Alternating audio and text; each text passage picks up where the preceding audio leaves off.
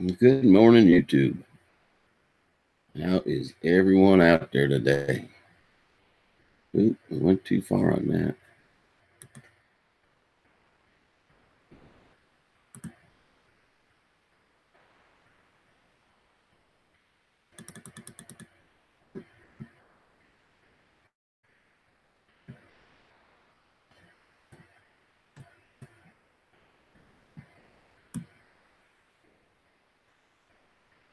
All righty, folks. We almost ready.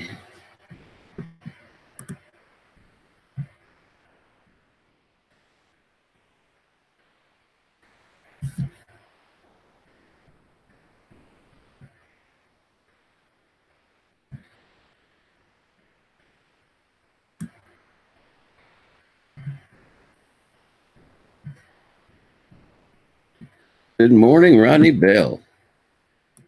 How are you this fine Sunday, my friend? Sorry, I'm a little late getting on. Had a little trouble getting the old body started this morning. For sure. Ugh, collar's a little too tight.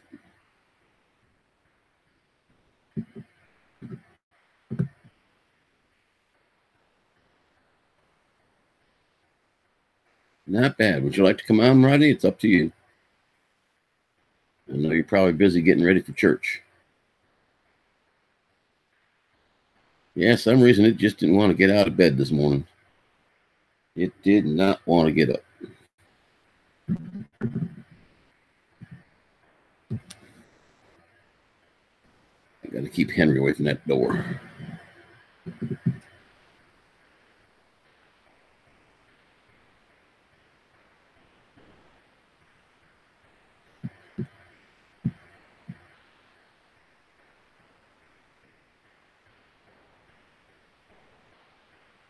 Yeah, I sure wish I could get a better internet. That's okay. I understand, man. Yep, I understand. Saturday's probably a better day. It was nice meeting Colin yesterday. He's a very nice young man. You can be proud of him. That's for sure.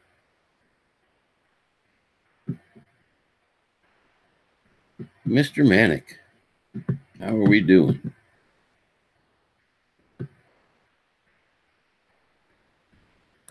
Did you get some rest yesterday, Manic? Or Trevor? I hope you did. Let me see. I think I remember how to do this.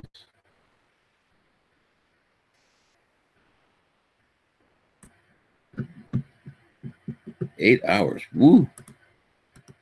I bet that was fun.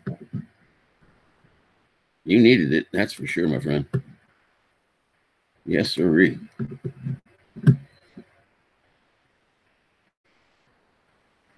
Yeah. Here it is.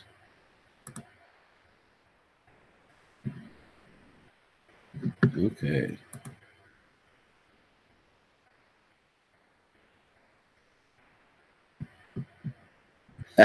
You got to get him to do his own editing. Yeah, I can imagine. I can imagine. Yes, indeed. I can definitely imagine. Tavi Smith. Well, hello. You haven't been here before. Welcome. I'll get you hooked up with a wrench in just a second.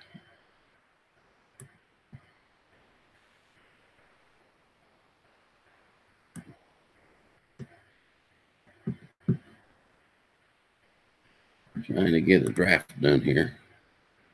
Not working real good.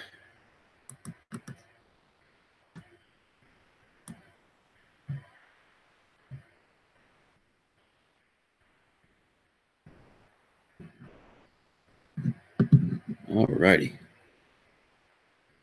Let me take a look at your channel, Tavi. And see what's up. Hope I'm saying that first name right. 418 subscribers. Thank you, Manic, for joining. I already got your redneck channel. Hello, Tommy. Looks like some nice content. Yeah, we will definitely have to. Well, we've already subscribed. Alrighty. I must have beat myself to the punch. It's hard to keep track of over 1,000 things you subscribe to. And we're going to give you a blue wrench, Tobby, so nobody accidentally kicks you out.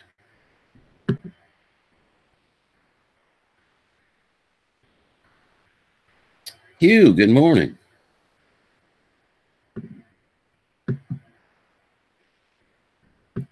Hugh, have you got time to come on, or you got to get ready for things for Sunday? Jeans, RC Addiction, good morning. Hope everybody's had a good Sunday. I meant to tune into the sunrise videos, but I guess I can watch them later. Okay, Gene or Hugh, let me see what I can do. I'm pretty sure I can make it happen. A few more clicks than Roger uses usually, but that's because I don't know how to do it that well. And paste and save. Okay, there's your email.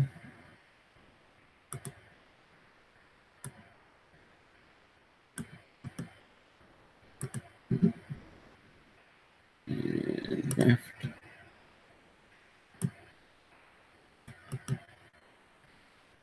Paste.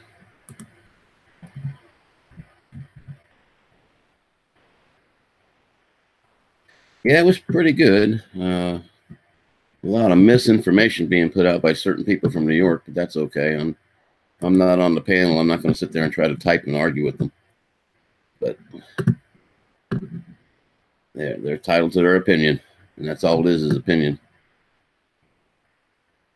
They don't seem to realize that I actually know the helicopter pilot that got hit by that drone. I know the exact situation. He's been one of my students last month, and I've also read the accident reports from it. So they're not chasing after people. It's very hard to see a 3-foot drone even from a helicopter. Helicopters don't have the visibility people think they have.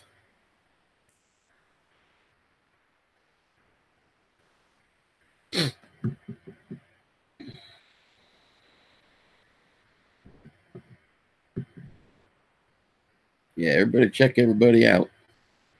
You guys should have your emails on if I did it right. That's a pretty big if. Sometimes it works and sometimes it don't. By the way, Manic, this is my Australian oil. I get them at a local store. Very good rain hats. Okay, Rodney, have a blessed day in church.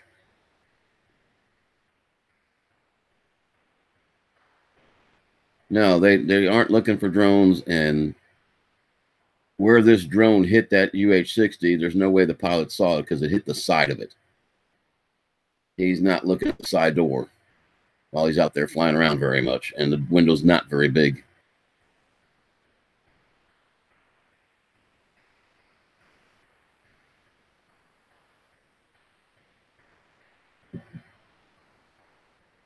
Okay, Asgard, let me resend it. Like I said, I probably didn't put it in, but I thought I had.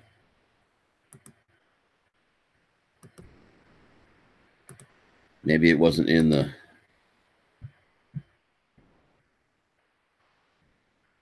And now I'll come back and get the link. Well, that's a better way to do it. That way I don't have to reopen it. Okay. The link is in there.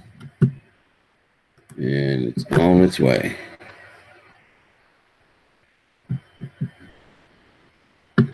Okay. Manic, I think I sent you one. I don't know if it went through right. Drone Life RC, good morning. Trying to keep a better eye on the chat this morning, guys, but it's kind of tough.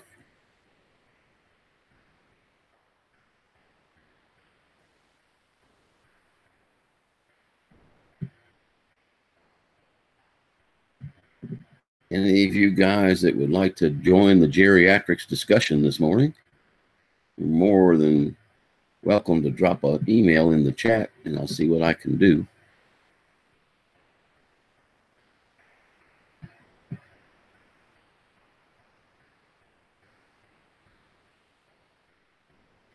Has anybody seen Mr. Crawley lately?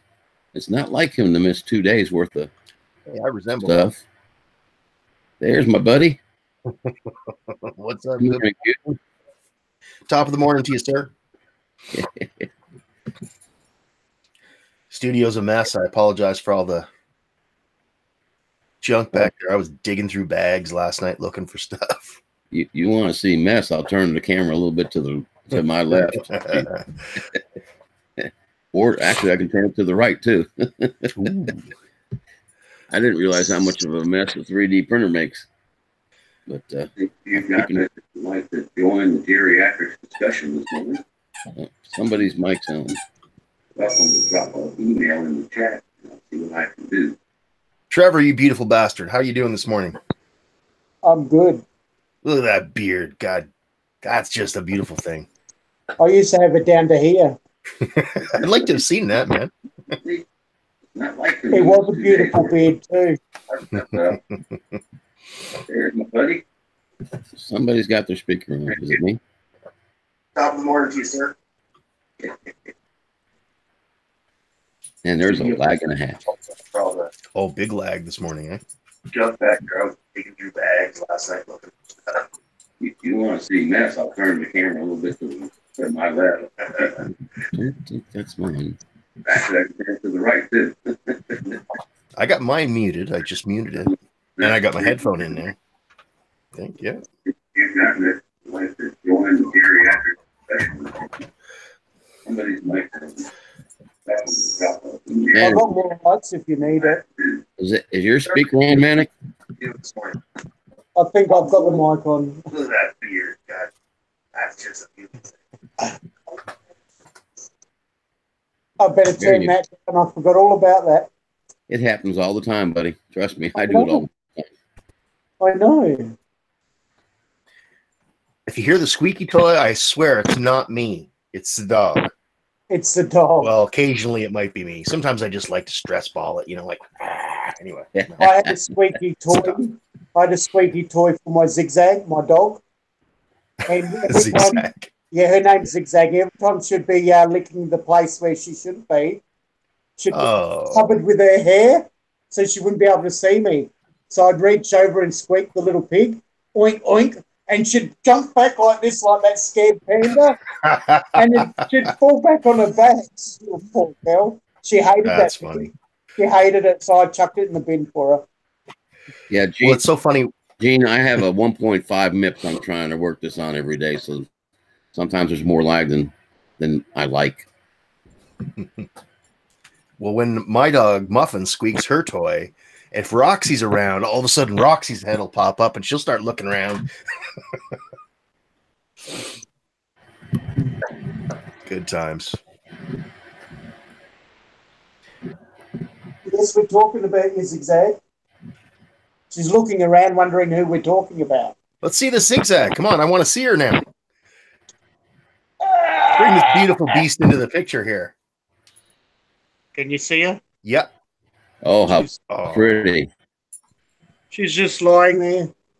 It's a hot day. She's all exhausted. Yeah. What kind of dog is she? Is she a healer? A border collie. Border collie, of course, yeah. I've got a male border collie with the same exact coloring. Those dogs are too smart for me. That's why I never had one. They are smart. Yeah. Too Very smart for me. Although I'm finding that my coonhound is too stubborn for me. Hey. She's so pretty though. Yeah, she's a good pup. Just a little girl too. She's only 5 months old. Yep, still just a puppy. I have scar. I've never had a dog with such sharp canine teeth. I got scars all over my hands and arms just from playing with her, you know. Yeah. And she never bites. It's just you know. Yeah, it's love bite. Yeah, just dragging her teeth. And if you pull back, you're going to get cut. Oh, big time. Lewis P. Floyd is in the house. Morning, Lewis. Hey, Lewis. Thank you for stopping by, my friend. Yeah, you had a good party going on here yesterday morning, StarCop. We had a good time yesterday. Oh, yeah. I was very happy. Yep. And it carried over into Roger's show for the most part. Man, I was on a lot of live streams yesterday. That was fun. That's a good thing. You need to enjoy the internet. Yep. What do you want? Want me to hold Lewis, would my favorite music teacher like to come on? It would be an honor. You want to be the star of the show? You want to take my slot, Muffin? Then you come on and talk to the people then. Yeah, she can come on. She definitely likes leather. She does. Somebody gave me this hat, this old hat, and that's her favorite new toy. Yeah. We buy Henry all these toys, and what does he like? He likes empty plastic bottles squished up. Oh, yeah. Oh, her too. Loves them. He goes crazy for them. There we go. Lewis P. Floyd's going to come on. Right on. I need your address, Lewis. There you go. Thank you. You can take it then. He's on the ball. Yeah, he's pretty sharp. This man's a hardcore FPV player. Now let's see if I can pull a Roger and get it done right this time.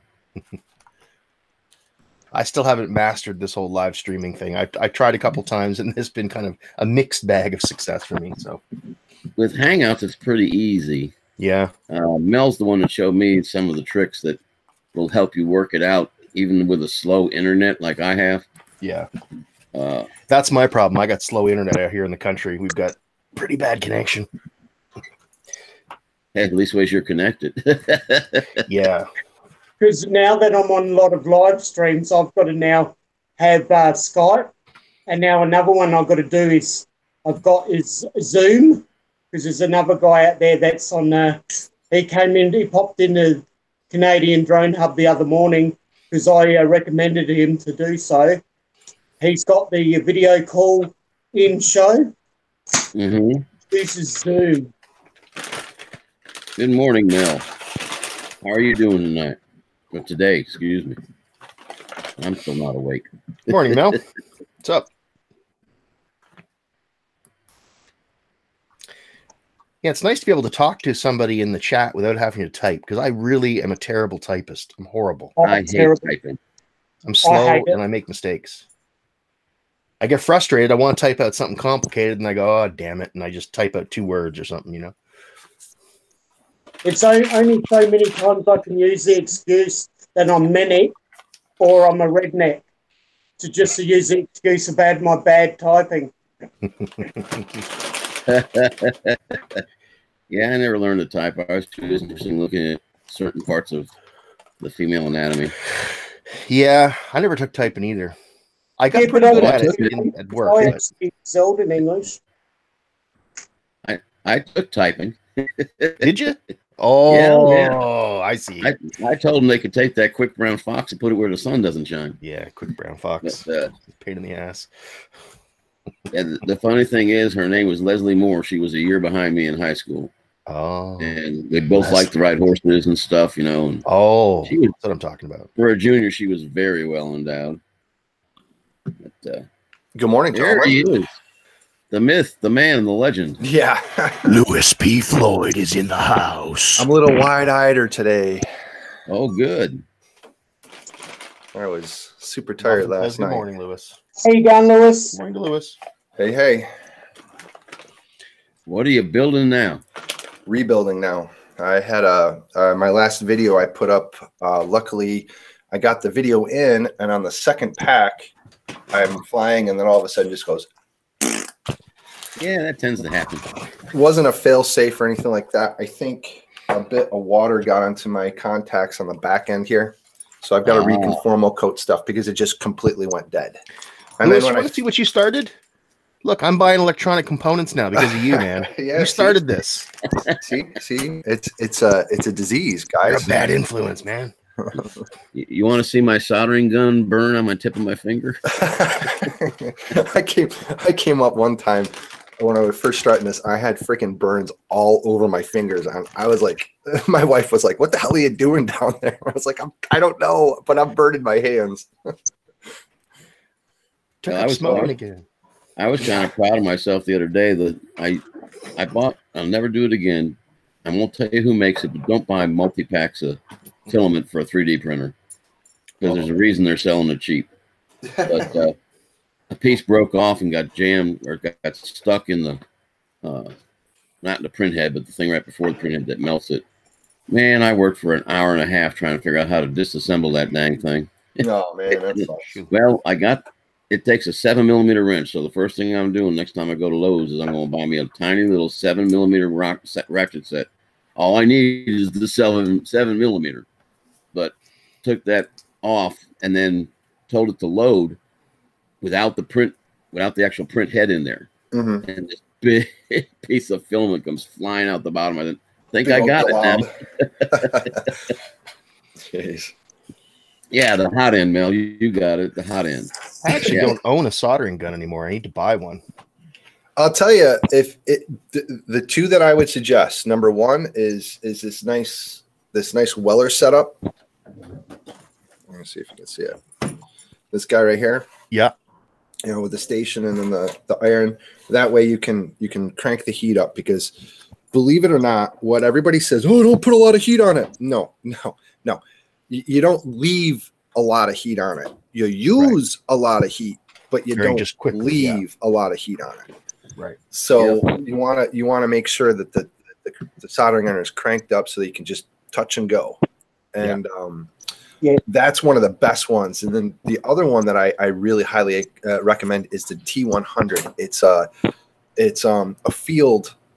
Well, we use it as a field soldering iron where you can plug an XT60 worded lipo in and hit it, and it'll go up to like 600 degrees. It'll be. Is that your little pen?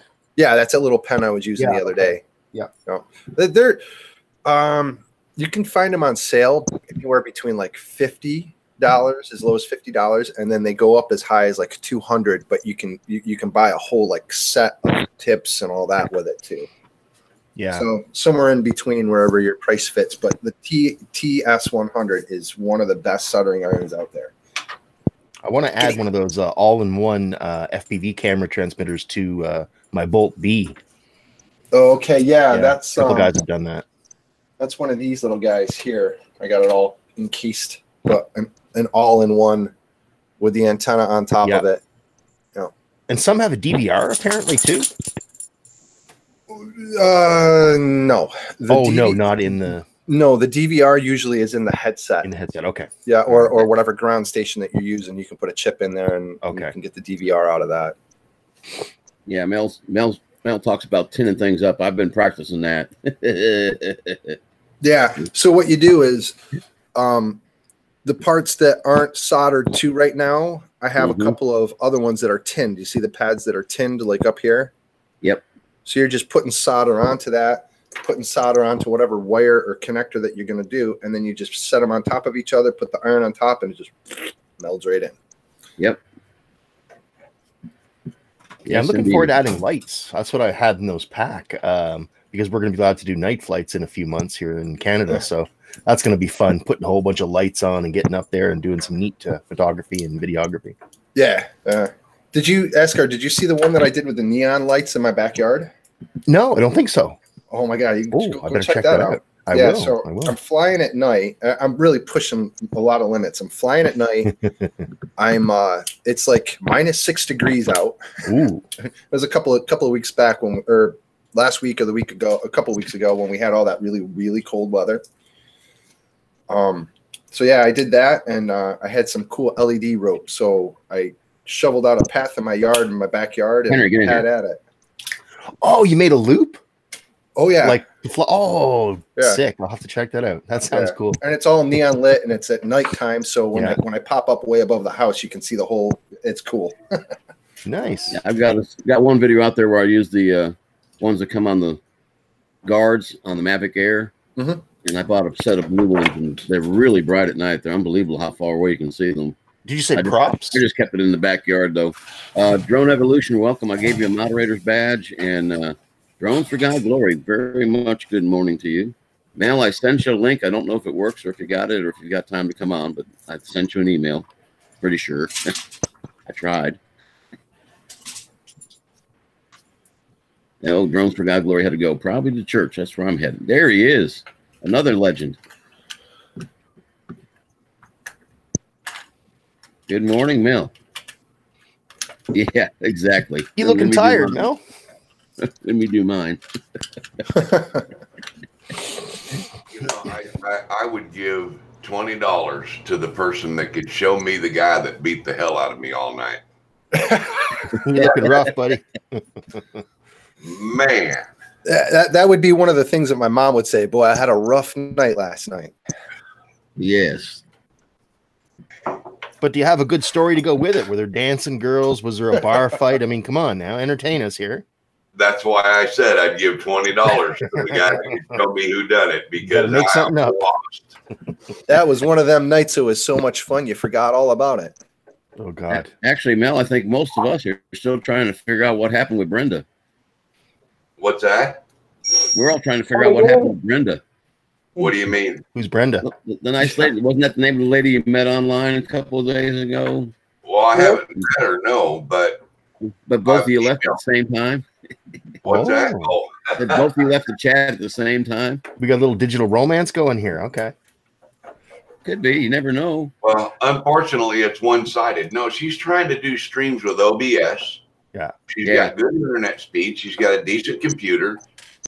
Yesterday, she started out a stream using something on YouTube and doing it on her PC instead of on her phone. So she is advancing, but I've sent her a couple of emails now and told her, Brenda, you've seen my streams. You know what my streams look like. I can help you get your OBS set up. And I don't even use OBS. To me, OBS is junk. But she just will not get on Skype and let me show her how to set everything up so that it'll work. Oh, well. You can lead a horse to water. So, Mel, what do you use if you don't use OBS? You just use Google Hangouts and Skype? He's using vMix. I use vMix Pro. Oh. Is that a paid one? Free? Kind of free? Sort of free? Yeah, free after you give them $1,200 to buy it. What? Yeah. Okay, then that's out of my range, man. Yeah, all my money goes into quads, so that's half the price of a Duo. that's like 6 racers right there. Wow. I can Yeah. So what exactly is going to happen with YouTube and Hangouts when it goes away? How are people going to do this? Because I've tried OBS too, and I got to say I like it, but as much as I like it, I also hate it because it's a pain in the ass. It's finicky. It is. It's so finicky. Yeah. And for whatever reason, I'm supposed to have decent internet here, so says my internet company, but I do not, and my upload speeds are like 1 and 2. So it's like I can't do that stuff, and it's always chattery and crappy, and I wouldn't sit through shit like that. Oh, sorry. No. With an upload speed of 1 to 2, you can broadcast easily with Hangouts. Yeah. That's what I usually do. Google as well. OBS would crap on you, and vMix would destroy you. Yeah. Yeah, that's my problem. I don't have much better than that, Lewis, when I have a decent. I try to turn on OBS and it just goes, you're kidding, right? Yeah. Well, but it's my problem is I like all the tasty transitions and all the cool, it makes it look good. So I'm wondering if I should do like a build or something like that using OBS so that I can obtain all the cool transitions and then upload it later. You kind of missed the whole live thing about it. But absolutely can do that. Yeah. I think you can use OBS to record video to your hard drive. Yeah. Yes, Oh, yeah. Yeah, you can, and you can make all the bells and whistles and all that cool stuff look and all that. But the problem is it's not live, and I want the live aspect of it. Gotcha. I want the interaction. True. Well, you need the horsepower and you need that pipe, you know? Yeah. And two things Yeah, I don't those have, things. and one of the things I'm not going to get. Yeah, I'm in the same boat. I've got an old MacBook Pro that I'm running, which honestly, I can use OBS for live stream, but I can't do things like present video at the same time, because then it starts to get into like the red zone on the health of the feed, right? So I can do a basic feed where I'm just sitting and talking to people and have a chat. That works fine with OBS, but other than that, that's all I can do. Mine OBS starts off in the red zone. One of the benefits of using a really good broadcasting program is if you have, let's say you've got 20 download and 10 upload. If you're broadcasting, you should never broadcast at more than 50% of your upload. So if you've got 10 upload, you only want to be putting out 5. Yeah. Well, if you have 2 guests and you're putting out 5 to each of them for the return feed to them, plus 5 to your stream, now you're at 15 and you're overloading your output. So what with vMix, you can control the signal that you send back to your guest, because if between your interaction between you and them, if that's a little choppy and pixelated, it doesn't really matter. What really matters is your strong feed on the outbound to YouTube. So like this, like OBS right now, I'm sorry, Google Hangouts right now. Once in a while it'll look pretty clear, but most of the time it looks like a 144 or a 240 download. Ew, that's awful. From YouTube, you know what I mean? Yeah, I wouldn't want to watch that. But if that was your communication from me, see, I would be getting you coming in fairly well with a good signal, but the signal that I'm returning back of you and I would be fairly weak. That way I can use the signal to send it out to YouTube. You don't need to see me and our feed on the monitor. You can watch the feed on YouTube muted and have the chat popped out so you can see the chat. That's what you need to pay attention to if you want to be able to watch the feed. But to stay in tune with your host, whoever's doing the stream, you need some sort of communication back and forth between the two of you that's on the side in the foreground, because that's where the live action is really happening, because what YouTube is seeing is a few seconds delayed. Yeah, that makes sense. Yeah. I mean, I've been studying this stuff for quite some time, and that's the reason I spent the money on vMix, is because of all the control that it allows you to have. Yeah, but Mel, don't you have very low upload speed? Is that the reason why you went to vMix? Because I'm currently on 18 upload speed on my internet server. But is it 18 megabits per second or 18 kilobits per second? Megabits, I think. Okay, so your outbound to YouTube should be no more than 9. Ooh. And it takes 1.5 to 2 per guest outbound. So your stream is going to cost you 2. Your first guest is going to cost you 2 going out. Your second guest is going to cost you 2 going out. Now you're pushing 6 out. You're allowed 9.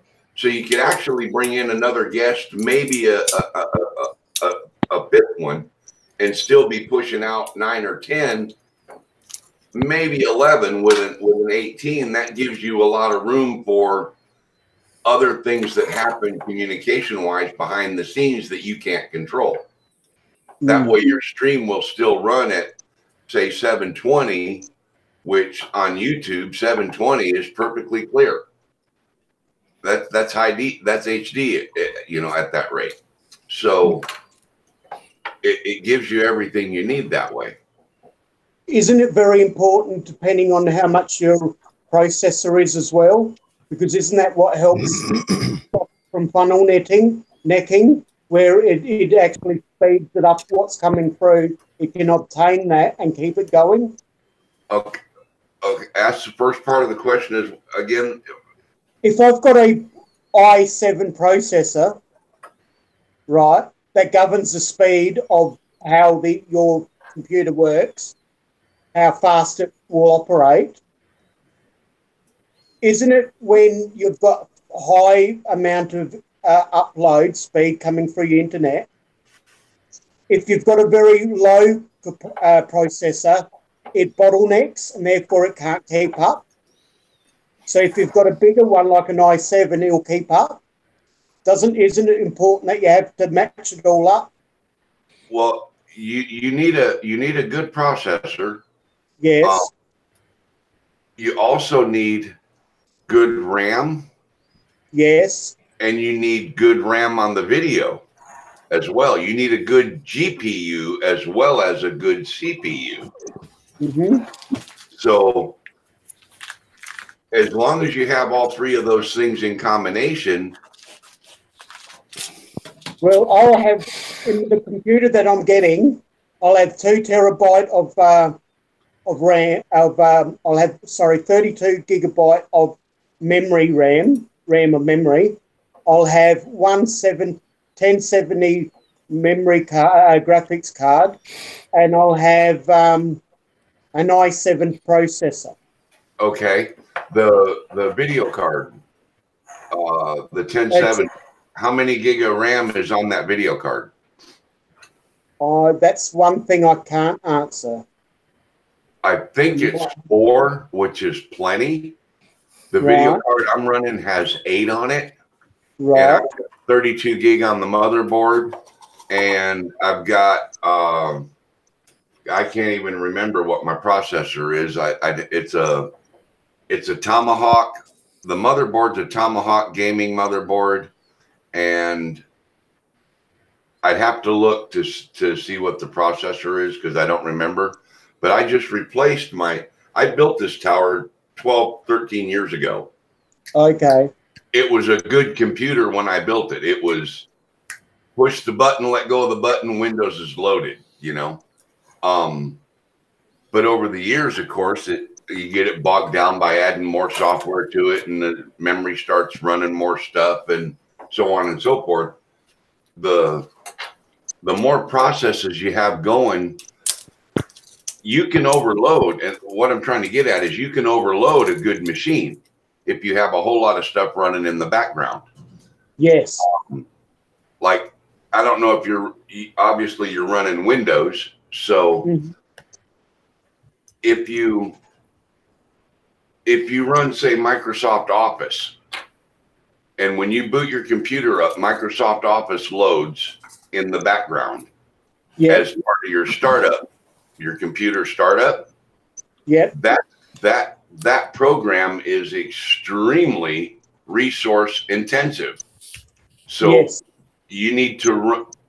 What you should do is, in my opinion, run what's called selective startup, so that when your computer boots up, the only thing that's loading is the stuff you actually need. The drivers for your video card, the drivers for your sound card. You don't need your printer to be sitting there waiting for you. You don't need Microsoft Office sitting there waiting for you, because that stuff will all open up if you click on the icon to open it. You don't need it to start when you start your computer. So the first thing I do with a computer is I set it up for selective startup, and I go in and turn off everything that does not need to load when the computer boots up. True. And when you install a program, by default, it is they design them to load in the background or be hanging around in memory, aka RAM or virtual memory on the hard drive, so that the computer can access them quickly if you start wanting to type a Office document, Word document or something like that. But the program will open plenty fast, even if it's not running in the background. So I go in on the startup menu and I turn off everything that I don't need running when the computer boots up. It's just a good rule of thumb. And a lot of people think that leaving their computer on is a good thing, and they'll leave it on days at a time. And that's really not a good thing. You know how you can get your cache filled up in cookies and all that stuff that you should go through, once a week or so and delete your history and your cookies and all that? Yes, which I do every week. It's the same thing with your machine. You should shut it down once a day minimum and clear out all your system resources, because once you bring a program into virtual memory or RAM memory so that it's sitting there waiting for you to use it because you opened it up and you used it and then you closed it, it didn't go away. It's still sitting. It's still taking up resources. So if you have a whole bunch of that going on, you can actually consume all your system resources. And even though you've got a good computer, fast memory, a fast solid state hard drive, big RAM, all that stuff, if you use a whole bunch of stuff all day and then at 6 o'clock try to go live with a live stream, well, your computer's busy carrying a whole bunch of baggage that it doesn't need. So before you go do your live stream, you should reboot your system. Just shut it completely down, restart it. Then the only thing running is the stuff that you want running when you turn your computer on. Yep. Up, RC Crazy. Good morning, Eric. Hi, Eric.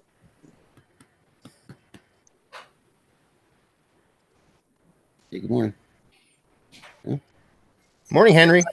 I'd like to get into little fella, but that's out of the budget right now.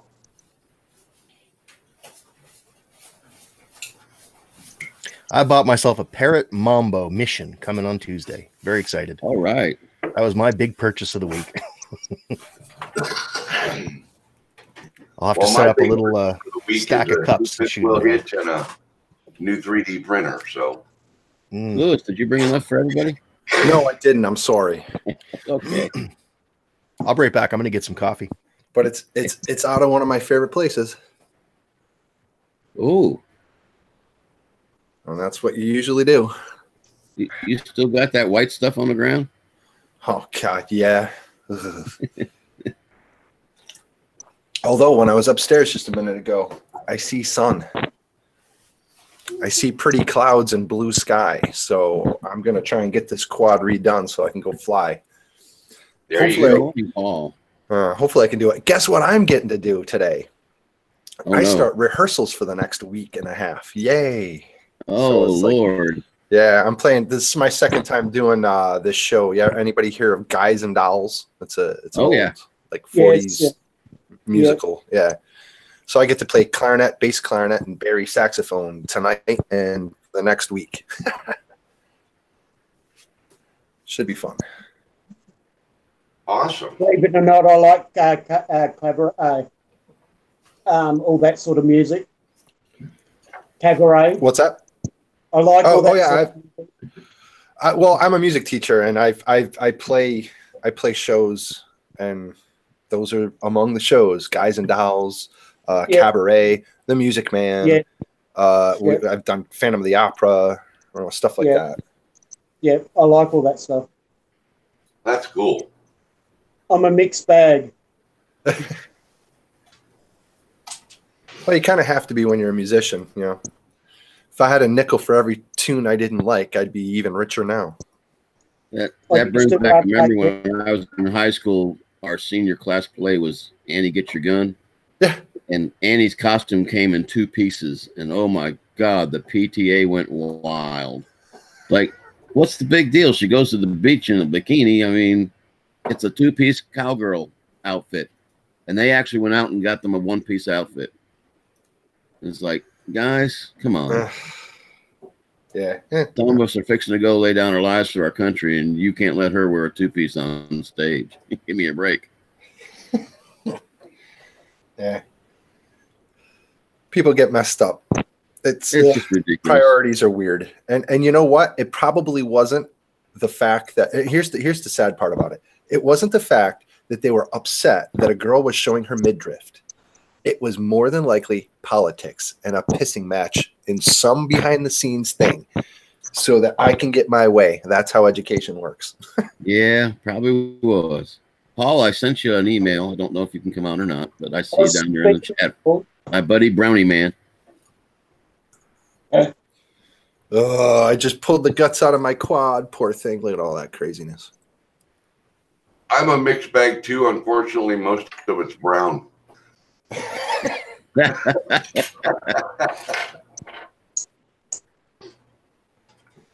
Good morning, Paul. Hi, dangerous criminals. Good morning, DC. Let me get down here. And I got a new subscriber notification, and the person's not in the chat, so I'm kind of wondering where it come from here. Who is it? It's Donna H is all it says. 0 subscribers. So how much do you remember from last night? He's got one video uploaded, or a playlist. Yeah, playlist has one video in it, but mostly she's got just liked videos. Huh. Interesting. Stock and troll. That's okay. I'll take all the subs that want to show up. Yes, indeedy. Well, I got to get me a new bolo today. Got to get a what? New bolo. Oh, This one that my daughter got me for Christmas, the clamps on it, I don't want to clamp them down too tight because then the bolo won't slide up and down. But it's designed that you unclip one side, adjust it, and then clip that side back in. right. Well, that side keeps wanting to unclip. You can't clamp it down just a touch more? I'm going to try, but I don't want to. I'm going to have to get. I've got a set of pliers out there that has rubber on the inside because I don't want to scratch the front side when I do it. Right. I just got to get that out there and clamp it down a little bit. Gotcha. Paul Murray says Mel always has the ladies chasing him. Oh my God, I haven't even noticed what's going on in the chat here. Holy cow. RC Crazy, Paul Murray. Dangerous, you like a well put together channel. What the hell are you doing here? Pardon my French. I thought that was Italian. That could be. You know, my cousin was Italian. He went to What's the Matter You? Yeah, what's the matter you? I want to what's the matter you too? Yeah. No, Stella, I'm not giving you the cuddles.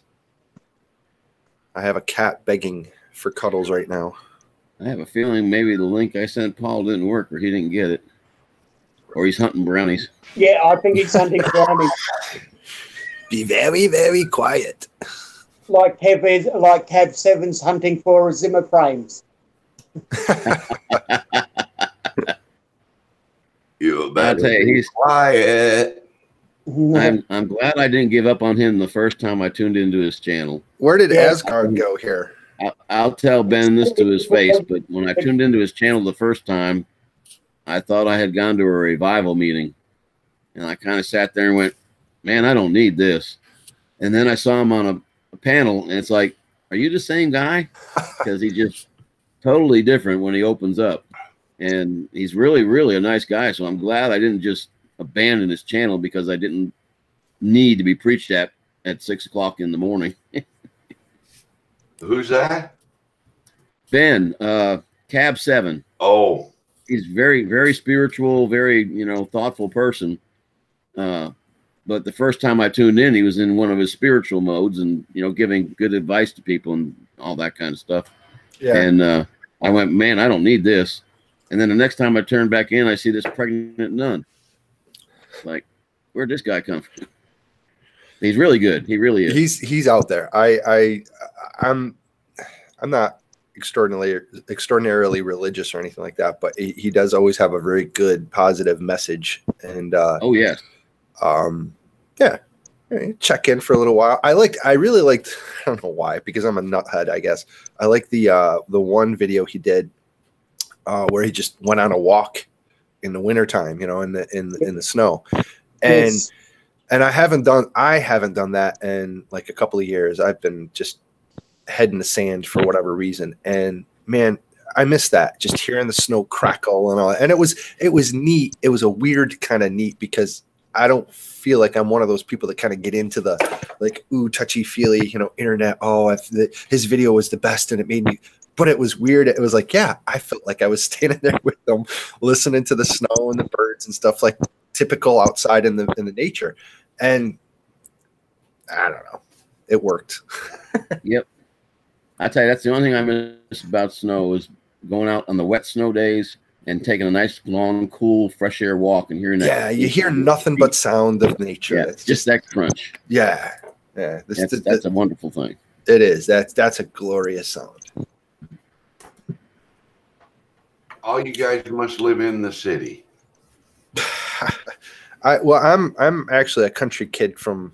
I came up real rural. Go out cow tipping at night. But I live in the city now, or a smaller city, and I'd rather go back to the country. I can see all my damn neighbors. Yeah, I can see their houses about a half a mile away, but I can't see them anymore. No, I can see their beady white eyes. And if I want the sound of nature, all I got to do is open the window. There nice. You go. Yeah, that's where my other house, my mom's house, is where I grew up, is like that, where, you got the sliding glass door and all you have left is, a little bit of the road out in the distance and, that's it. Yep. Otherwise, it's trees forever. Second cup time. Be right back. Okay, Mel. Yeah, I had to give that stuff up when I came back from Germany. Coffee? Oh my God. Poor man. Yeah, I had to give it up. I was addicted. Oh, Paul's got his brownies. Look at that. Oh, is he in? All right. Yeah, he's just sitting there chewing away quietly. Taking it all in right along with the brownie. Like a little church mouse over here, just chewing on my brownie. Yeah, baby. Mine are in the fridge. I really ought to go get them, but I'm going to hold off on them today a little bit. Mr. Crowley and his drone. Yeah, country villa kind of. Nice. Sean, I sent you a link. You got it, Sean. I don't care if we crash YouTube. Well, we just got to get out of the way of Roger when he comes on the Titan. Oh yeah, we only warm up. Occasionally, Roger will stop in here just before he goes on and say hello. So you're the fluff crew there, Mr. StarCop? Yeah, I'm the warm up. Used to be the warm up every day, but then some people at work complained that I was doing it at work, and so I said, okay, fine, stop doing it at work. Boss didn't mind, but they minded, and I'm not doing it on the government computer. I'm doing it on my own computer through my phone and all that stuff. Yeah, and you know how people get. Rick is the preamble. Oh, I go to get coffee and come back and the show's gone to hell. I mean, hi, Paul. yeah, Mel, it is. You missed my first brownie, but hey, I've got more. It's like. So, what time of the morning is that there for you, Paul? What's that? What time are you at right now? 7:59. Brownies in the morning. Brownies go almost 24 hours a day, and you're down to your last layer of 3. Yeah, well, there's 4. There's 3 other cartons below that you haven't seen. Actually, I'm down to 17 brownies. I might have to make another brownie run today. Getting low on brownies, are you? Yeah. Low on brownies. Yep. Hey, Trevor, how you doing? Good, Paul. How are you? Another day in paradise is come and gone, and now we're starting another day. I'm enjoying myself. Yeah, good. I've had some sleep. I see Lewis is being productive, and the rest of us are sitting here looking like schmucks, looking at the screen. Oh. Hey, I see sun outside, so I'm trying to get this quad back up, and so I can go fly today. Good morning, Sean. Not for breakfast anymore. Oh, you come on, Sean. Oh, good. Sean, I still have not found the snapper, okay? What's that? I have still not found the snapper. I actually been wanting to fly one. Everyone says that they're pretty good, but they said that they're kind of crazy out of the box. Oh, they're crazy out of the box as well, but that's for sure. I tell you this, you don't want to find it and fly at LOS. Hey, Rick, that's a name I haven't heard in a long time. That's what my first wife's name was, Snapper, because she was pretty wild, I'll tell you. Who let this rabble onto the panel? Step away for coffee. What the hell? I thought Paul was going to say because she could snap it right off. Wasn't that Bobbit? No. She did that in a divorce, but yeah. Ouch. Well, I'm lucky. I've only ever had one ex, and we didn't have any kids. So. Yeah, I think the Lord blessed me too. I never had any kids out of 3 marriages, which, I mean, either I'm shooting blanks, or it also tells you how they really didn't appreciate money. Well, you have to have sex too. I'm going back over to Cabs. Mel's kind of speechless there. Yeah, but for a different reason. I was just reading the chat. A nice Spider-Man. Oh, actually, I didn't do that with the chat. I forgot about that. Oh, shit. Morning, Mr. Crowley. How you doing, buddy? What's happening, sir? Crack? What? I'm going Pepsi back to crack. work. Oh, brownie crack.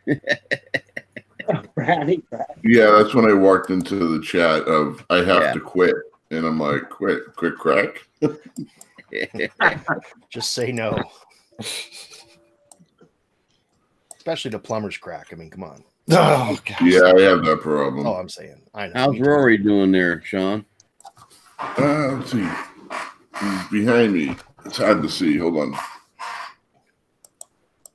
Let's see. You need to get a Rory cam. Well, I'm going to put an FPV cam on him. Oh, there he is. Rory the bunny. He's cute. But you know what? It's funny. All I have to do is turn, and he's right there. So it's not like I have to follow him around or anything. He follows me everywhere. That's cool. So now he jumps on my recliner while I'm laying in the recliner watching TV, and then he lays between my legs and watches TV. That's cute. It's awesome. How long do rabbits live? What's their lifespan? 7 years. Wow. I'll be back in just a bit, guys. We had one that lasted 14 years. Wow. So I had no idea. Yeah, 7 years is the average length for. He's a T-Rex, is what they call him, or Rex. I call him T-Rex, but he's a Rex. What does that mean? Just the type of bunny they are. They have what they call lion head bunnies. They have I forget what those big bunnies are. Do you ever see a gigantic bunny? Those have a specific name too. Oh, okay, okay. But they're fun, you know. He likes people food. We're not supposed to give him people food now. But like I'm on a diet, so I'm eating those caramel styrofoam discs there. They're like the styrofoam wafers. Yeah, healthy things. So I'm eating those. He loves those. So he comes up and he takes my hand and he pulls the hand out so he can get the cracker and run. And it's like the funniest thing. He just snags it and goes. That's cute. So can you train them? Can you teach them to like come or anything? Well, he comes when I call him sometimes. Wow. If he thinks he's getting something good, he does. Otherwise, he'll sit there and just stare at you like, I'm not moving for you. You're going to move for me. They're very much like cats. But I haven't trained on drones. Like, he wipes down my drones and stuff like that. Like, if I fly a drone over him, he doesn't move, like a little whoop. But as soon as I land it, he goes over and picks it up and flips it over, and he cleans it up. See, he can't fly drones because he doesn't have thumbs. If he had thumbs, he could fly a drone. But it's always been the problem with the race. He can't thumb, so he can't fly drones. Yeah. So he picks them up with his teeth and he flings them. He hates the little drones because I fly him around him, and he gets like real irked. He'll just stare at me with this like staring into my soul. Master, why are you doing it? I hate you. Why are you doing this to me? Stop it. And then he takes the drone, he grabs it and throws it. Paul, does your puppet feed you brownies? No, he's just over here kind of bothering me right now. He likes to look and see what Trevor's doing and everybody's doing, but you know, this cold weather, he's kind of caught a little bit of a cold, haven't you? Oh, and Paul, so do you have those voices too? Yeah, every once in a while he has to blow his nose and I have to catch him, you know. So I are you yep. Oh, okay. All right. Okay. Oh, I felt that. Yeah, that's not right. Just as long as it's clear. What, the nose blowing or the man with the puppet? Both. Okay, you go back and behave yourself. Okay. I saw your lips move. That's fake. That's fake. That's not a real puppet. I'm smarter than I look, Paul. I'm smarter than I look. Maybe not. Maybe not. Okay. You were just tricking us. I thought it was a real puppet. I know, right? I'm like, oh my God, this is amazing. You know, there's probably a whole generation of younger people that really think the Muppets are real too. Oh, I bet. Well, they're not real. I know. Oh, that's like talking against Santa Claus. I'm sorry. Hey, this is Kermit Frog. This stream has gone to the socks. Sean, where is Gingy? Stingy? Where's Gingy? Gingy. What's your dog's name? Oh, you mean Mia? Mia. No. Yeah, Mia. Mr. Crowley, where is Gingy? Oh, Mr. Crowley, Gingy. Oh, Christmas is over. We kicked him out at Christmas time. What's wrong, Muffin? What do you want? I ate him. It was gingerbread time. Gingerbread cookie. You're talking about gingerbread cookie? Yes. Yeah, I ate him. Cannibalism. You saw it here first. Oh yeah. I love the expressions all that are popping up. There's Muffin Cam. Trevor, I had one question. When I first came on, you were eating something. Was that Vegemite or what was that? No, it was steamed potatoes, a little bit of bacon, and peas, corn, and capsicum mix. Okay. I couldn't tell if you'd snuck some Vegemite in there or not, because I know that he comes from a land down under. Hugh really likes Vegemite. You might send him a tube. He'd like that. I do like my sandwich. Man, I love those men at work. When I was a kid, I just loved that. I still love that. You know, I was listening to that the other day on Spotify. Those guys, man, they could sing. It's beautiful. Have you got a troll in there here? The slammer. Slammer. Yeah, I saw Mel took care of him for me, though. Looks like Mel sorted him out. Yeah, Mel's a pretty big hammer. Yeah. I need to buy a Thor's hammer as a prop for Asgard Studios. I really do. You do. You know, and slam that hammer whenever there's a troll, just for kicks. Well, that, and also you need to get on your phone or on a second device. You know, it's like that clap of thunder from Thor. You know. Yep. Now I do have a two-handed Danish axe here, but it's a little dangerous to swing around. I have to clap of thunder. Eric, it was Australian bacon. Kangaroos? What's the difference of Australian bacon? Is it koala bears or kangaroos? I don't. Wild boar. No, it's proper pig. But in the 80s and the 90s, a lot of Canadian pork took over the market here, and they boycotted it. The Australian market did, and they stopped 50% of the import of Canadian pork. Huh. I thought maybe you were telling me that they were in the fields protesting the Australian pork were protesting against the Canadian pork, and they were out there with signs and everything else, you know. The pigs were? Yeah, they're telling Canadian pigs go home, It's just that they were sending, the Canadians were sending pork over half the price in what we could produce it. So they were actually losing just to flood our market. Bastards. I know, and I love the Canadians. Those pigs. Oh, see what I did there? Those pigs. You know, it's funny because, like, why would you send pigs, pork, all the way to Australia? I mean, it's not like Australia can't grow pigs, for God's sakes, right? Like, exactly, it's ridiculous. It'd be like sending you guys wheat. Why the hell? You know, makes no sense. No, it does not. Well, here in Canada, they were talking about sending our chickens over to China to be plucked and cleaned and put into and processed and then shipped back again. I mean, are you kidding me? No, I don't want that. Thank you very much. But anyway. See, you're talking about kangaroo. We actually eat a lot of kangaroo here, but our biggest export overseas that buy a lot of kangaroo in is actually Russia. Really? Russia buy a huge amount of kangaroo, more than their beef, because the beef's so expensive over there. Wow. And so is kangaroo good to eat? Is it like comparable to beef? It's like deer, isn't it? It's like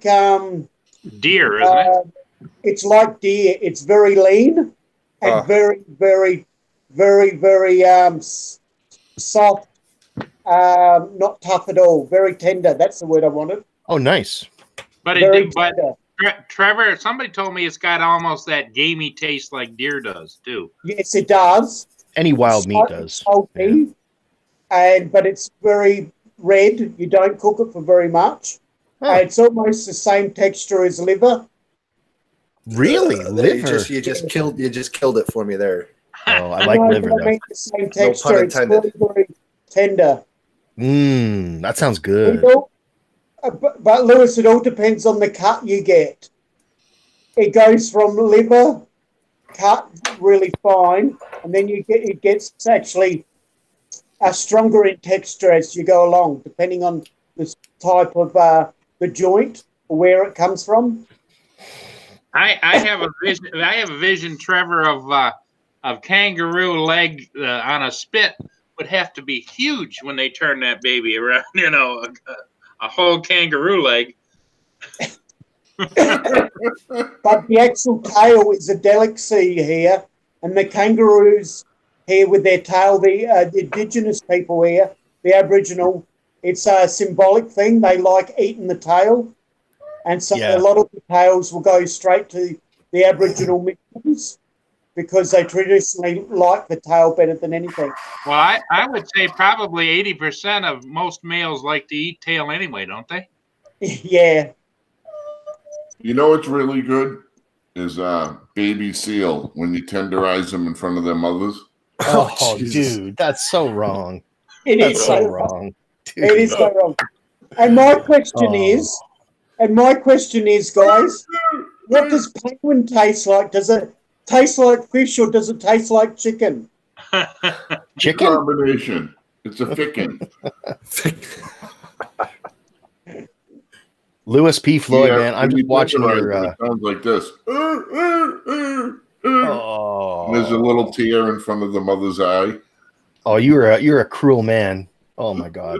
It actually. Bunnies, come on. I thought you were a tender guy here a minute ago. I'm seeing a bunny behind you. I know you're talking about cracking baby seals on the head. Oh man. Oh, Rory's just going to be a dinner for.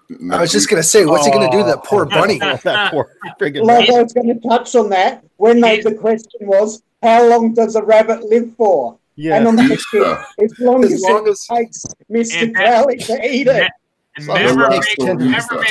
A rabbit never makes it past Easter, right? Right. He's going to make it till Easter. I know that. Oh, my God. Lewis, that's a sick course, watching. Man. The Peter's watching. We're going down the toilet. All right. So, did you like that, Asgard? How about that? Wasn't that crazy? Holy catfish. Lewis put up this like LED track in his backyard to fly his whoop around. Oh my God. No, not my whoop. It's a 5-inch, bro. Or 5-inch, sorry. It's yeah. Oh my God. That's full out on 4S. That baby will go 90 miles an hour. That's insane. That's cool. Very, very cool. I don't want to break everybody's heart or insult Rick or anything, but I just went and looked, and there are 7 people watching the channel. And if you count all of us with Rick, that's 7 people. Well, that's okay. That's all right. That's when these are fun times. That's called 100% engagement, my friend. That's full engagement. Everybody's on the panel. I wondered why Rick was sitting there shaking his head like this, and and we can talk more than what we can type. Yeah. Night Train's Night here. Train. What's up, Night Train? Yeah, quite a morning. See, crazy. Thumbs up on the way in. What's happening, dude? Go on, Sean, sing the Night Train. Yeah, I'm Eric's on the still here. Night Train. I love it when Sean sings that. That's 1 for you and 2 for me by tonight. We've been. I notice a lot of times when I go up there and try to see who's in the chat, it doesn't show me everybody. I don't know why. Well, Night Train just came in, and it's now it went down to 6. What the heck's that mean? Oh, Eric says he's still there in chat. RC crazy. Okay, so it's not true. Yeah, it's only like 90% engagement. My bad. Well, Rick, you could have the first channel when everybody that's viewing is on the panel. You could just invite everybody. If you're new, send them a link. That would be scary. I wonder how many of those squares you can put across the bottom. Somebody said 12, I think. 12 including the moderator, but I'm not sure. Well, today, on the Canadian Drone Hub, they had 8 along the bottom, and then they had to introduce I'll be right back. Old drones, and he had to go up on top. Yeah. Oh, I missed that one. Was that last night? Yeah, the last feed that he did. Yep. See, because I've been trying to encourage, his name's Greg. He's from Australia, Osby Drones, obviously. And I had a look at his subscriber count, and I sent him a message. I tried not to be rude, but when I first started, he introduced me to Canadian Drone Hub. He says, go over there, you'll get some subscribers. Because he was trying to get his 1,000, and he was sitting on about 950 at the time.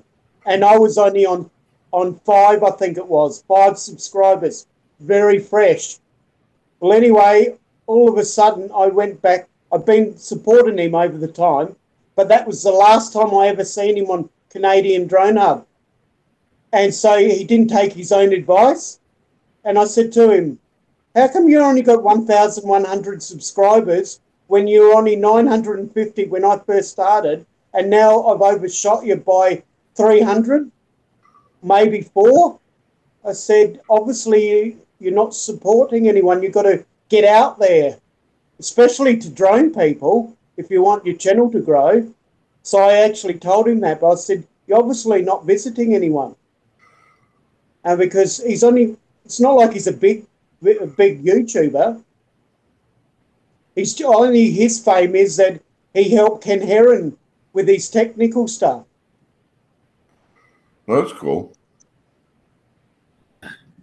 So that's why I've encouraged him to come back and at least visit. Well, you know, it's important that everybody be able to communicate and spread your wings and do all those kinds of things, and you know, have an up moment or two, because you know, life sometimes doesn't always deal out bowls of cherries, but we have to just keep moving forward and enjoy the brotherhood and the sisterhood and everything else, and just keep moving forward. I didn't do it in such a rude way. I did it in such a way that it was encouraging. I didn't word it as badly as I said it. It's just that I just said, you know, if you need some help, and along the way, I'm here to help you, because it's just that the situation is it needs to just help, just connect with people. That's all. Well, Trevor, anybody that knows you knows that you're not a negative kind of person anyway. So yeah, that's right. Yeah. Now, me. No, you're good, Paul. All will be even better once Mel gets up there and shows them how to live stream. No. You know, that has now turned. I can't go over to Cab 7 Ben's channel and say hello anymore, because he does a 5-minute tirade telling everybody how I'm gonna be the new greatest thing to come on YouTube, and I'm shaking my head here and I'm thinking, Ben, stop, please. That's not what I enjoy. Just coming on and adding a little bit of levity, kind of like sitting back and just talk and maybe interject a few things, but I'm not looking to be a star on. You add brownie truism. Brownie truism. Well, once in a while, I probably do add a sugar high. Yes. He has a special brownie. But the thing of it is that basically most of the channels I'm on, except for like Andrew over at Pusa, and of course, then if you really want a big hit, you go over to Green Bay Wacky's channel. But most of the channels that I go to, except Ben, we're still trying to get Ben into having some kind of a drone, but he's resisted to this point. Cap? Yeah. Everybody keeps threatening to send him a drone. And he says no. So, but most of the people that I interact with or whatever, our commonality is not only life, but it's the idea that I can stand on the ground and soar with eagles. You know. While you're standing. Paul, have you ever experienced like total immersion FPV? No, because of my glasses, and I know I tried some of the big DJI. It just was uncomfortable. I have a little bit of claustrophobia, and so when it starts pushing on my glasses and whatever, and I think what really stopped me from FPV, I don't know if you've heard this story or not. I was out here in the local park one day, and an older guy, maybe about my age, you know, maybe in his late 50s, early 60s, was out there, and I could tell he just got himself an FPV outfit, a drone, and he was over probably about 50 yards away from me, and he put the goggles on, and he took off, and he went out, and he pulled the stick back and went to do a barrel roll or whatever, and he fell over right on his back right there on the ground. Oh, yeah, I've heard that. And he was laying there for a minute, and then he took his goggles off and turned around and looked around, and here I am staring at him. It's like he's going, "Oh my God!" So, why would a person be possessed to think that they could do that if they've never done that before? I mean, seriously, when I people approach me like when I'm flying, and they, most usually people are all curious, like, what's going on? What are you doing? I was like, oh, well, and that's why I always have an extra set of goggles. Like, all right, well, check this out. Have you ever seen this before? This is how I'm flying the drone. And I always tell them, all right, put the goggles on. And I said, either sit down or lean up against something, just because, that first initial kind of like, yeah, your senses, Yeah, because it's the disconnect between the brain and the eyes.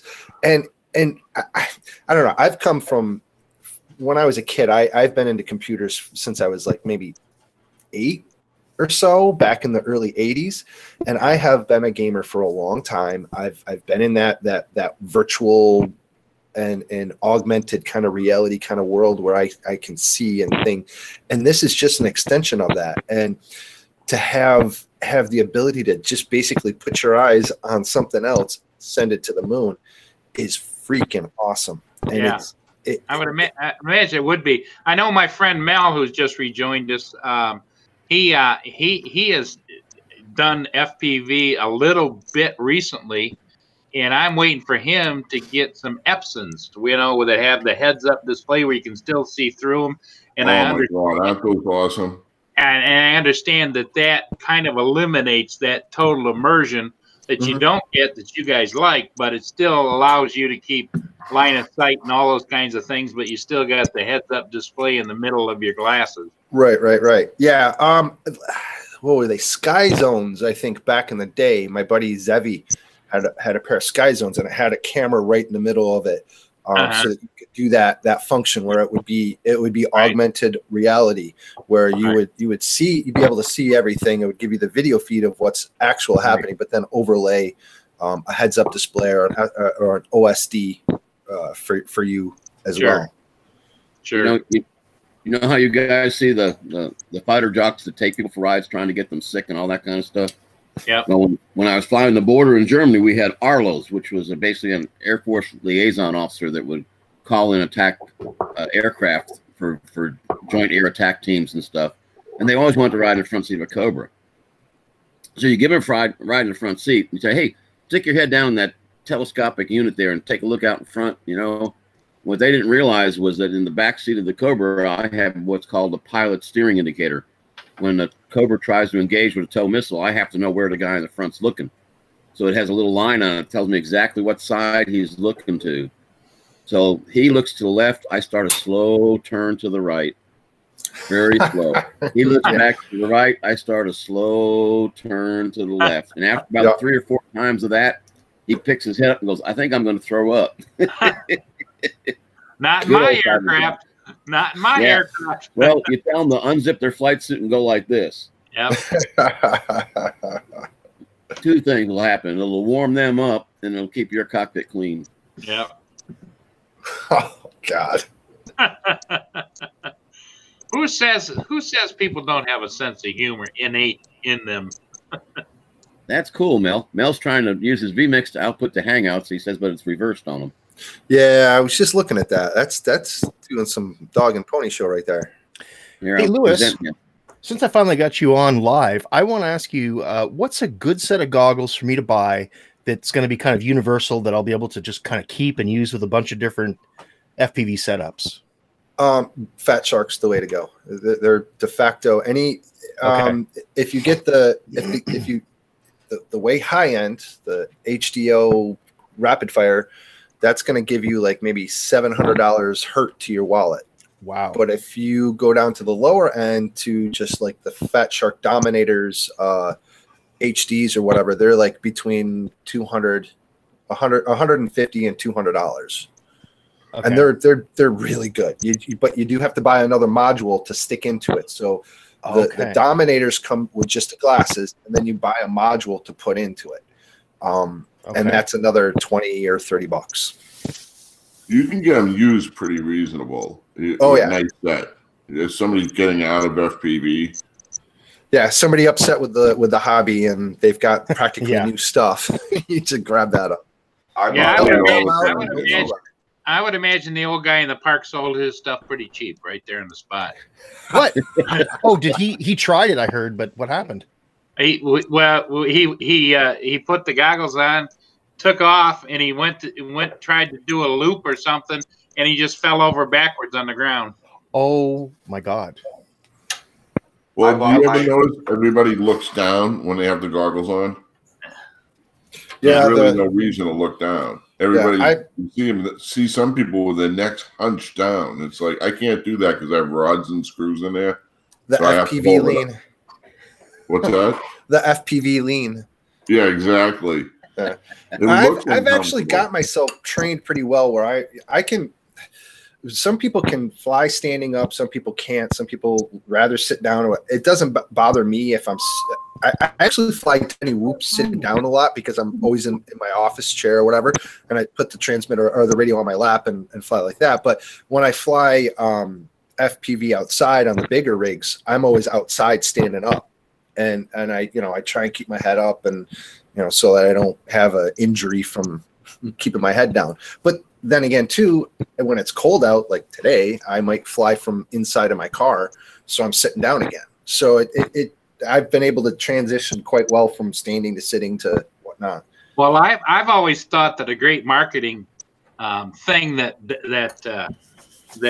Fat Shark should have is they should have an add-on what's called a newbie kit or new to FPV kit or whatever. They do. It's one of those camp chairs, that folds out, and on the back it says whatever brand they want to put on there, and they tell them, okay, first time you use it, sit in the chair. So, Lewis, what model did you say to get?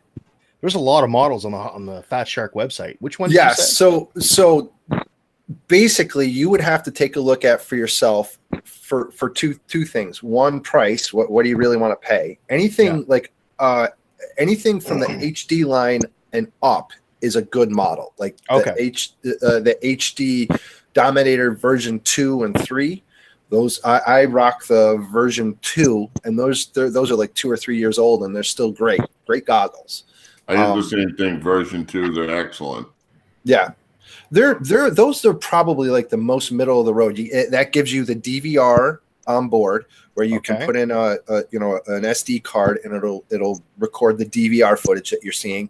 It also has a fan so that when you're in cold or hot weather or whatever, you can turn on a fan and it'll defrog all of the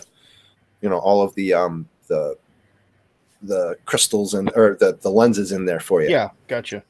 Lewis, does Fat Shark make a model that you can plug in and then plug it into like the controllers on a DJI? No, I don't think so. DJI is like Mac versus PC. DJI is very, very closed. They're prioritizing the everything on it. So if there's I think actually DJI does have one out with the Mavic, don't they?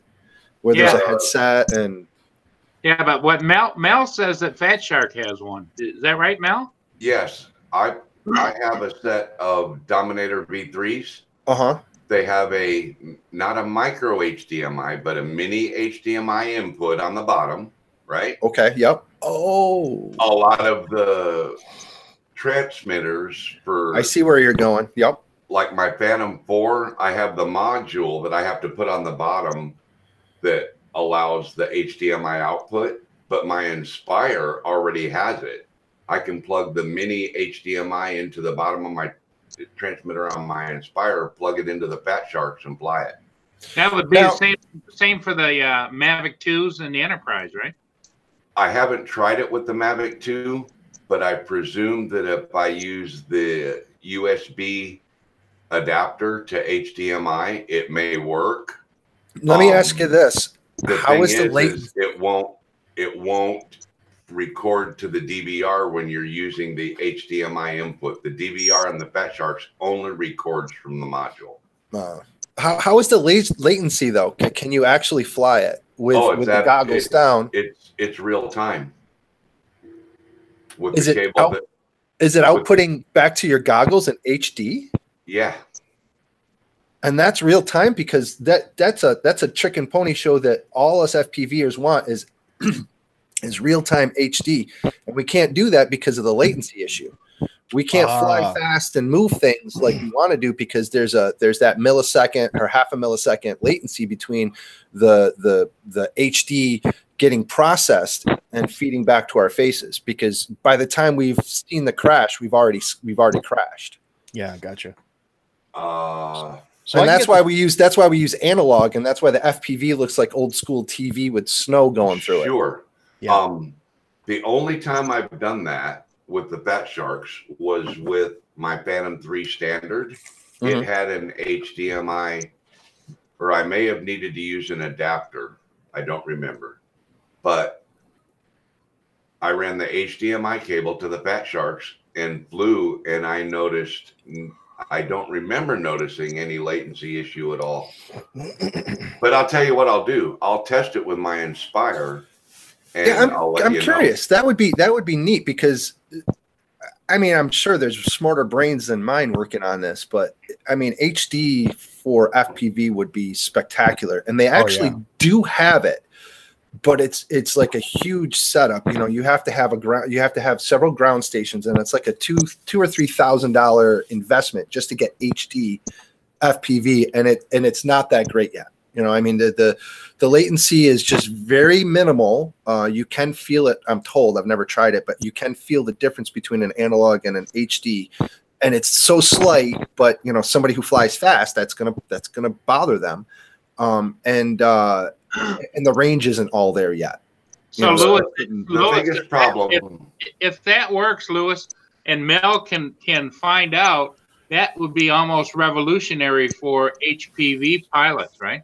FPV, yeah, but no offense to Mel, but that's probably not the case. it won't work with the FPV stuff because you guys don't run your video signal through your controller. See, with the DJI drone, the video signal comes back to the controller and then to the device. Okay. Yes, but however, that's one more layer of processing that needs to be done, where my analog video, I've got a clean signal from point to point. There's no latency. Sure, because it's direct from your transmitter on your drone to the receiver on your goggles. Right. With using the HDMI cable, there may be some latency there. Like I said, I don't recall exactly. As I recall flying the Phantom 3, it's a lot slower bird, okay? The fastest is what, 25 mile an hour? Yeah. And I would just kind of gently flying it around like I was shooting video with it. So in that usage, in that platform, that's perfect. It was perfect. It was wonderful. But because you guys that do the FPV thing don't get a video signal through your controller, you wouldn't be able to run an HDMI cable from your controller to your Fat Sharks. It wouldn't do you any good. What is the link from your craft to your controller? 2.5? 2.4, I think, yeah. 2.4. The video link. Well, just the RX link, you know, your controller to the. Yeah, I think it's all 2.4. Because there's another issue too, where because of the bandwidth spectrum, you know, back in the day when everybody was up in arms going from analog TV to digital TV, when they made that big switch in the States here, band spectrum was opened up, so that really blew up the FPV scene, because now we could put our radio linkage at 2.4 on one side of the spectrum and our video linkage at 5.8 on the other side of the spectrum, and that way the two wouldn't compete with each other and conflict. Well, the newer DJIs do that. You can put it in auto mode, or you can select whichever mode you want. Oh, I hear little feet. I got to go upstairs. I'll be right back. Okay. I was concerned if you guys would be able to hear me or not with this setup. Yeah, we can hear you, Mel. Great. But my image is reversed. I don't. This actually, Mel, this is the way I always see you when you broadcast, because the TV screen, as I'm looking at it, is up and to the right, and your Yep. fireplace is to your left or to my right on the screen. So, Yep. Okay. I just went and looked at the YouTube feed, and in my vMix output, it looks just like the YouTube feed, but in Hangouts, the image is reversed. Yeah.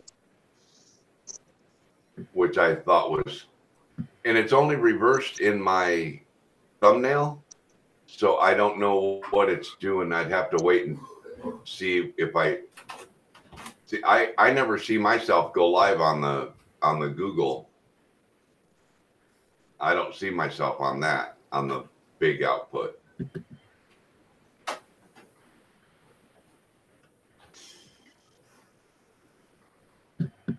Mel, are you able to duplicate yourself and put yourself in the big screen too at the same time?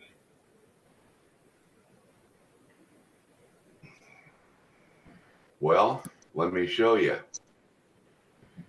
Let me go right here and go. Where is it at?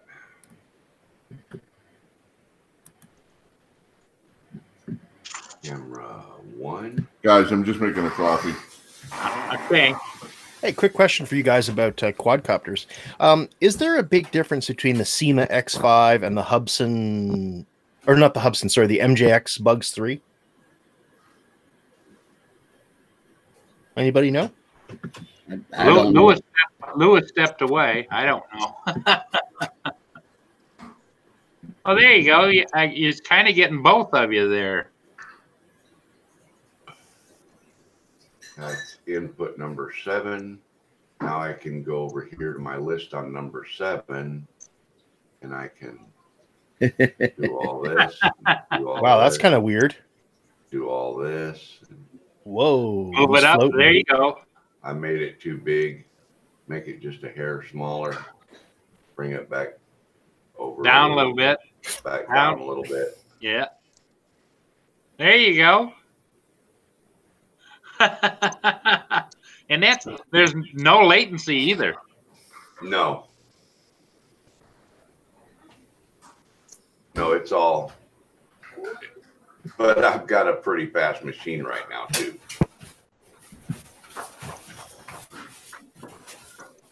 So let me go back and see what that looks like on the YouTube feed. Where's my?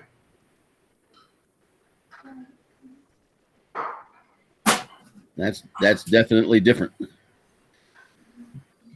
Okay, go ahead, what does that look? That's pretty good. You know, when you don't have anybody on there, Mel, you might want to do that. That'd freak them all out. Oh.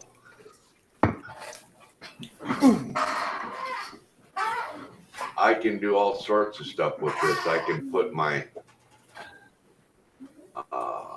RAS in there. Let's go to number 7. Reset everything. Reset the crop, and I gotta be able to see it. I'm feeling all spaced out now. Yeah. There you go. But I actually made that. That's a video clip that I actually made. Mr. Crowley's playing with his camera. Now I'm just gonna crop it so that it's inside the frame. Doing these exercises. There you go, Sean. He's just hanging around. Crowley, man. He's just hanging around. That's funny. I saw you do that last week, Crowley. I saw that. That was cute. He is good. He is good.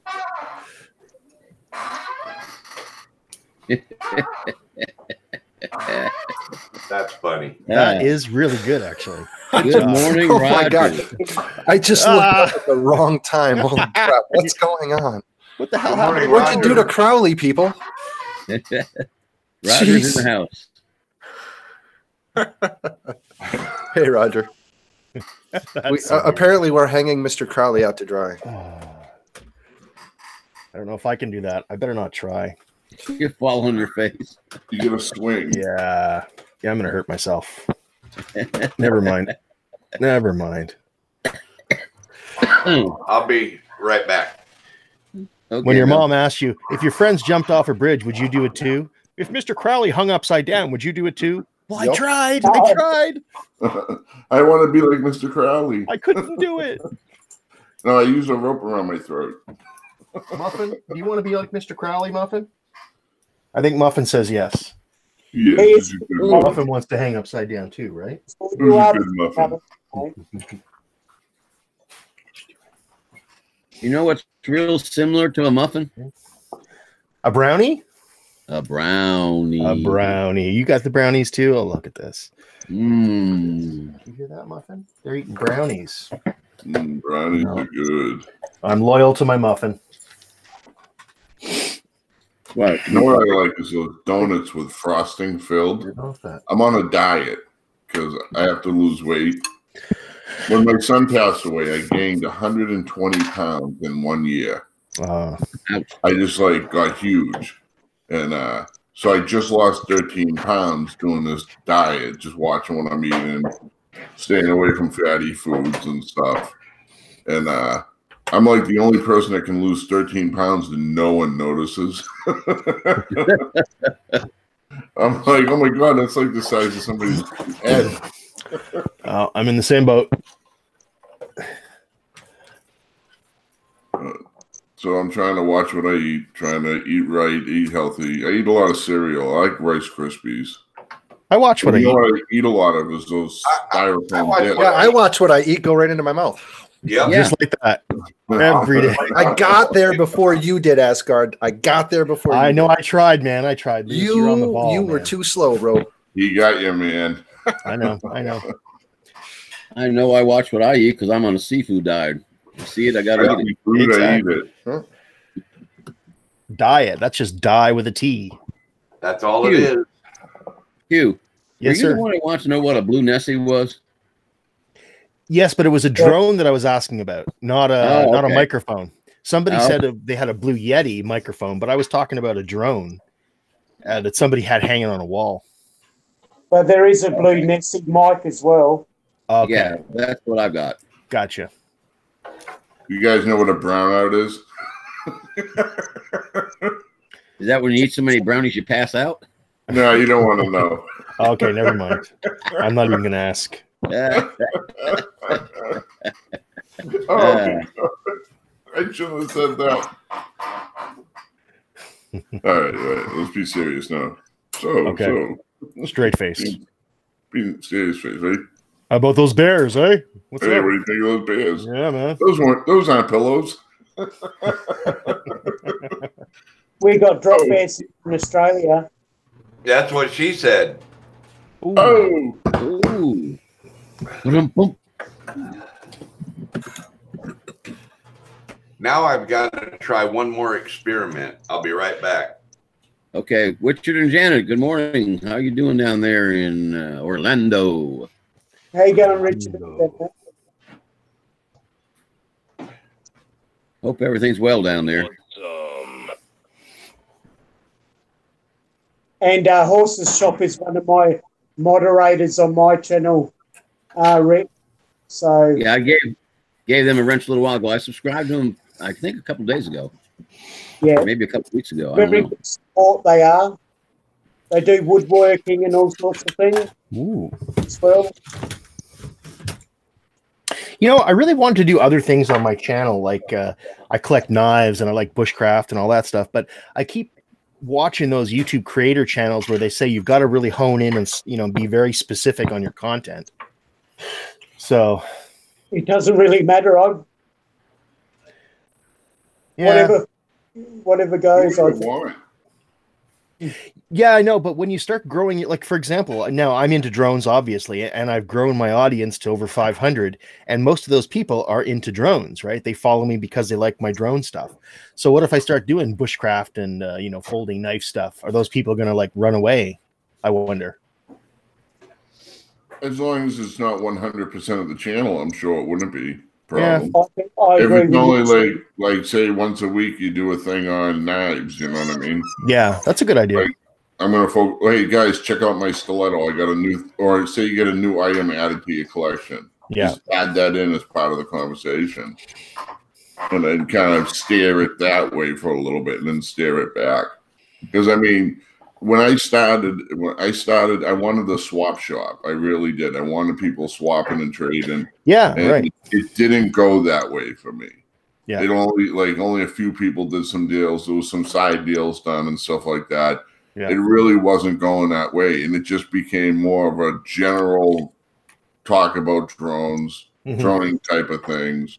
Yeah. And funny things, just things that popped up, situations that happened. It didn't go the way that I was really steering it towards. So I changed the name. I'm back to Mr. Crowley and this guy. I never changed my name, but I changed the name of the show. It's not the Swap Shop anymore. It's Mr. Crowley and his drone. Yeah, which that is makes sense. My general name.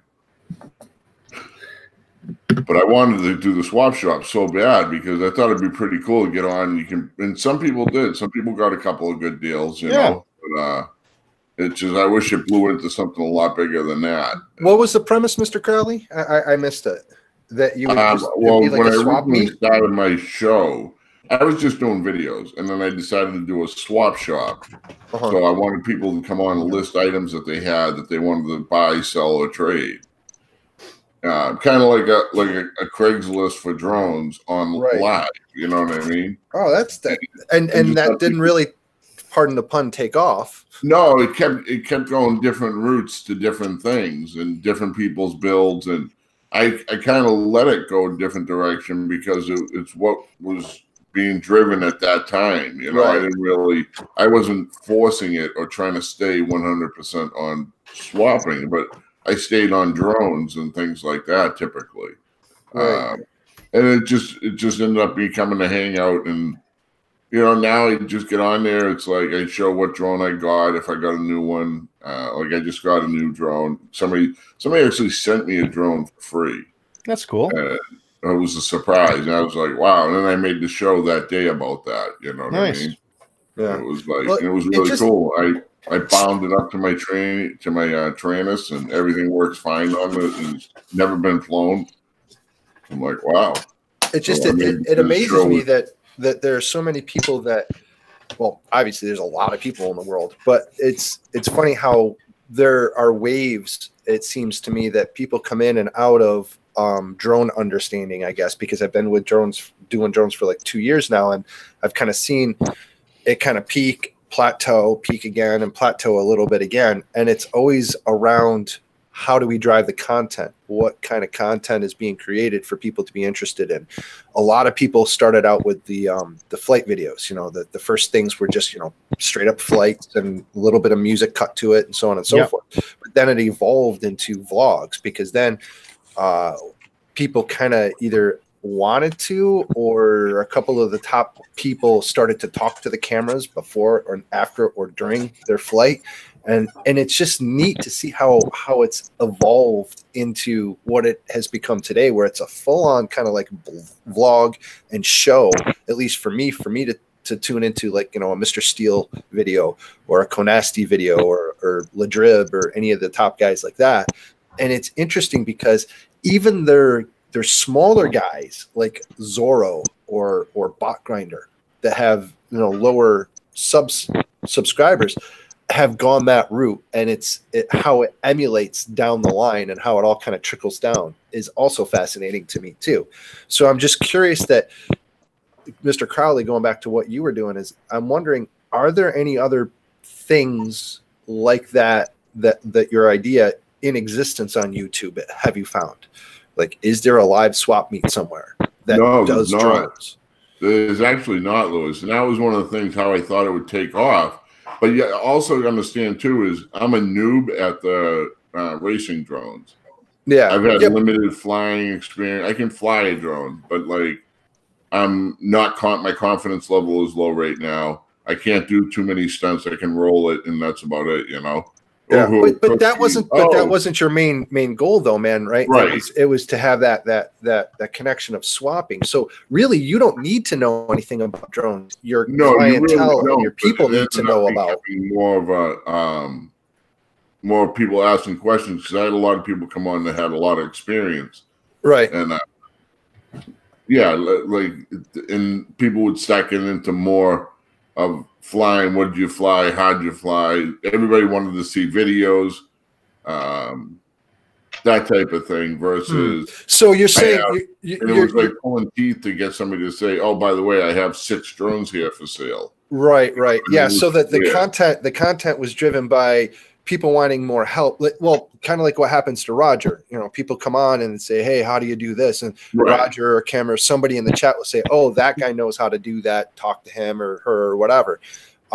So then basically your problem is trying to reroute back to the original idea. Right, to steer back to the swap shop. Right. And which is, and I kind of, well, maybe you got to come up with rules or something like, hey, this isn't a video about us going off on a tangent. This is a live stream about, do you want to sell some stuff?